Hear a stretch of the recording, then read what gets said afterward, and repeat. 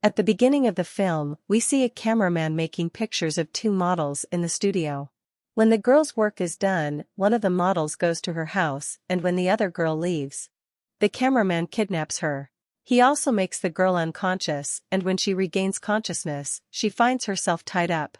The girl was scared and was repeatedly telling the cameraman, "Please leave me," but he doesn't listen to her. Then he takes out a box that had someone's ashes, and he puts it next to the girl and cuts her throat. And when he was doing it, his blood drips into the ashes.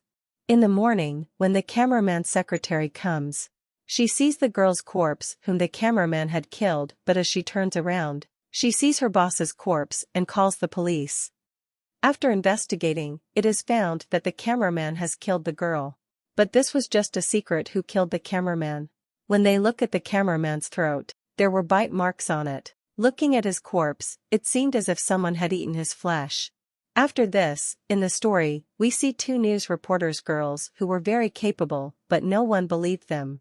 When they both go to their office, their boss tells them to find out about this case. How did the cameraman die? Who killed him so mercilessly? Now, they meet a lab girl and feed her at the hotel, and ask about this case. The girl tells the reporters that the cameraman killed the girl. We got some candles from his house, and looking at them, it seemed as if there was some ritual or magic there.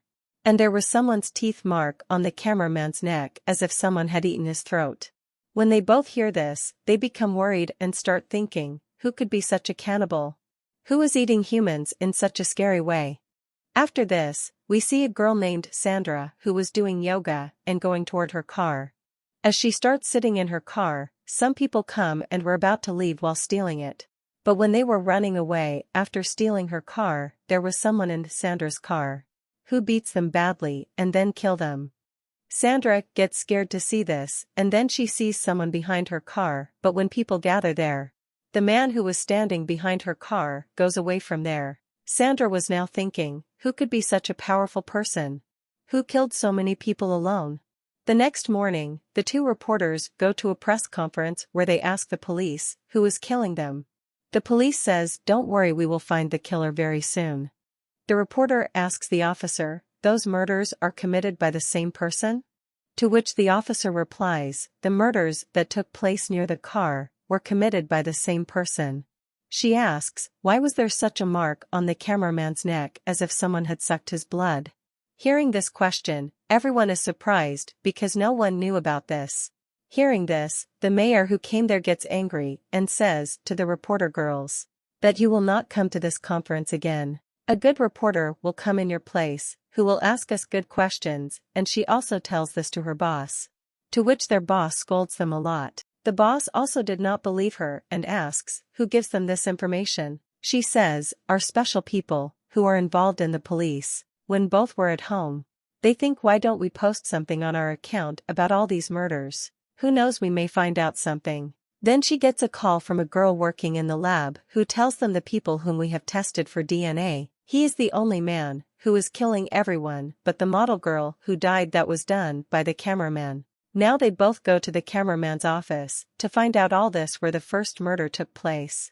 When they go there, they find a box there that we saw in the hands of the cameraman at the beginning of the story, but now there was no ash in that box. After investigating, they also get the magical item. After seeing this, they come to know that someone must have done some magic here. After seeing the things, they think that the cameraman must be a member of a cult or a group who has done magic here and revived someone, and he is the same person who revived and is killing everyone one by one. Now when both of them came to know, but they think that without any evidence, no one will believe them. That's why they both decide that they will collect the evidence first. On the other hand, Sandra, who was in the hospital after that incident, and her brother also comes there. Sandra's brother asks the police officer, is there any danger here? The officer says, don't worry, your sister is safe here. Then when he meets his sister, Sandra tells him, that night I saw a man who was very dangerous, and I feel that he will also not leave me and will kill me.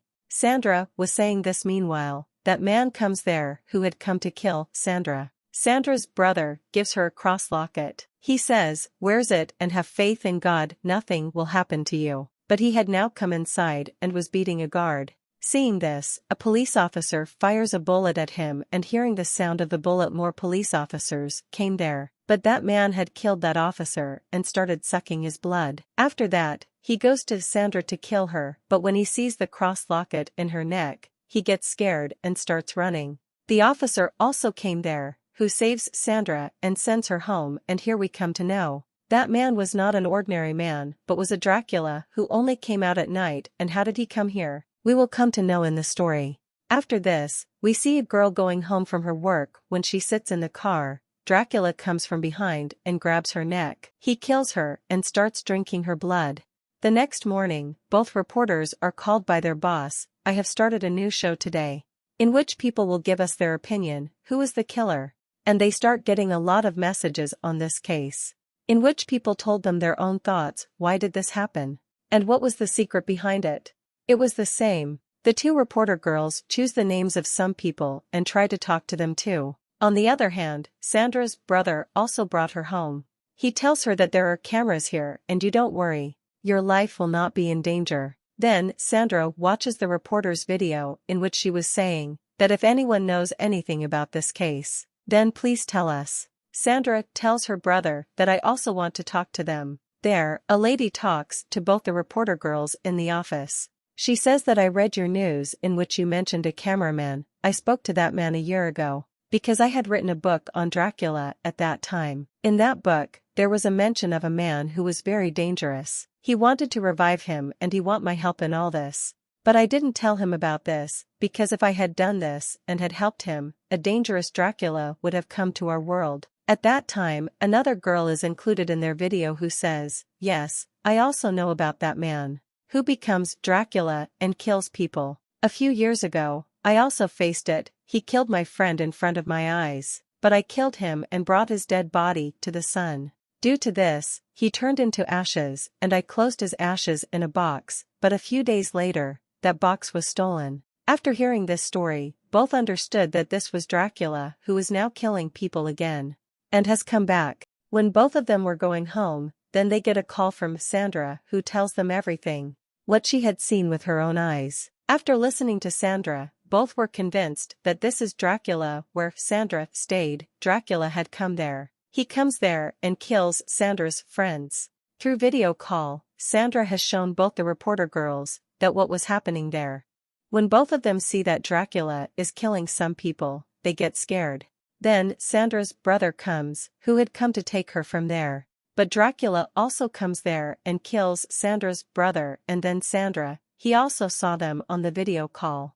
When they see his face, both of them get scared and they tell everything to the police officer, but he says, "What have you made this story to be famous? If this is the case, then please don't do this. Your story is very useless." She had known that without proof, no one will believe them. She thinks that at the time of the day, where would that Dracula be? They also make weapons for him, so that they can face him. One day, they get a call from a man who wanted to help them. He now calls both of them to his office.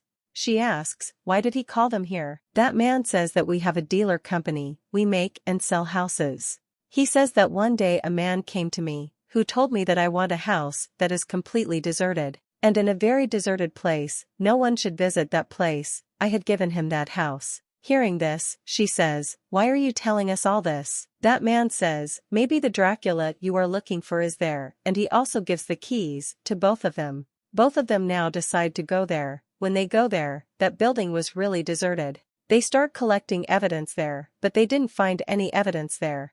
That's why they were going back, but then they see a newspaper. It was from 2 weeks ago. Seeing it, they think that if no one lives here, then how did this newspaper come here? Then they see a boy's dead body. There was that Dracula too, who grabs his leg and attacks them. When they try to run away from here, Dracula captures them and beats them a lot. He also tries to suck their blood, but they don't give up. They attack him. Dracula beats a reporter a lot, even makes her unconscious, and the other reporter was running toward her to suck her blood, but she ran and came in the sunlight. After that, Dracula goes back to her, who was unconscious, but now that girl was also conscious. And she picks up a stick and beats Dracula, which made him unconscious. They pulled and brought him in the sunlight, which made him turn into ash again. After that, We see the story a few days later. Both the reporters were injured and no one believed them. That they killed Dracula, that's why they both decide now they will leave the press. And they get married and start living far away. At the end of the story, we see a little girl who was giving Dracula's ashes to a woman. We see that her nails were big as if she is also Dracula.